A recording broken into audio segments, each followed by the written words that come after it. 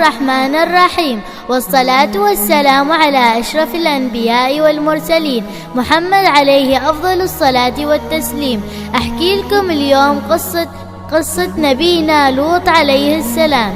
أرسل الله عز وجل لوط عليه السلام إلى قرية سدوم، وكانت مدينة سدوم من أكثر الناس واجد كافرين، كانوا يشركوا بالله ويعملوا خبائث ويقطعوا الطريق عن الناس. وبعدين لوط لما شاف الوضع صار يدعوهم إلى الإسلام ويحذرهم أن الله بيعاقبهم بعدين إذا قاموا يكفروا زيادة، لكن هم ما سمعوا وقاموا يهددوه أنه يطلعوه من بيته، وقالوا له إذا كنت أنت صادق وما تكذب جيب لنا العذاب.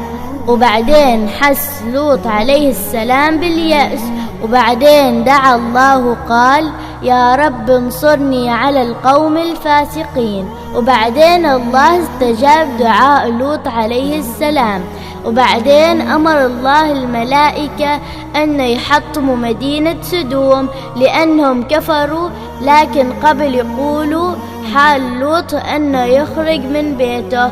وبعدين الله بعث الملائكة في صورة رجال حلوين وفيهم جمال واجد، وراحوا سدوم بيت لوط عليه السلام كأنهم ضيوف، لكن لوط ما عرف أنه هذيلا أصلا ملائكة، أنه يجيوا قوم سدوم ويعتديوا على ضيوفه.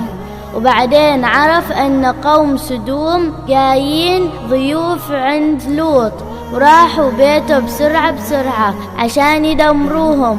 وبعدين قال لهم لوط اتقوا الله ولا تخزوني في ضيوفي، وقال لهم انتوا ما عندكم رجال عاقل أبدا، ليش ما تروحوا عند حريمكم هن الحين حالكم. بعدين قالوا لقوم سدوم انت عارف ان نحن ما نبغى حريمنا. وبعدين زادت المشكلة بين لوط عليه السلام وبين قوم سدوم، ولما شافوا الملائكة هذه الفوضى خبروا لوط أنهم هم ملائكة وأن الله رسلهم عشان يدمروا قوم سدوم. بعدين جبريل عليه السلام ضربهم ضربة وكلهم صاروا ما يشوفوا. وبعدين قالوا الملائكة حال لوط لا تخاف ما بيصير لك شيء من العذاب، لا أنت ولا أهلك، لكن زوجتك بتتعذب لأنها كافرة.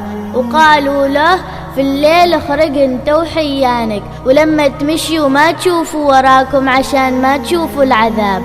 بعدين لوط خرج هو وبنات الثنتين مثل ما أمرهم الله سبحانه وتعالى، وبعدين الله نجاهم من العذاب. وبعدين جاء جبريل عليه السلام وضرب القرية وصارت كأنها حفرة، وبعدين الله سبحانه وتعالى نزل المطر من حصى صلبة وطين. وبعدين جبريل عليه السلام قلب القرية وخلى عاليها سافلها. هذاك المكان اللي صار هذا العذاب يسموه دو البحر الميت أو بحيرة لوط. وهذه كانت قصة لوط عليه السلام. وسؤال حلقتنا لهذا اليوم: إلى أي قوم أرسل الله تعالى لوط عليه السلام؟ وشكرا لكم. مع تقديم العصفورة يقين بنت محمد الرمضانية.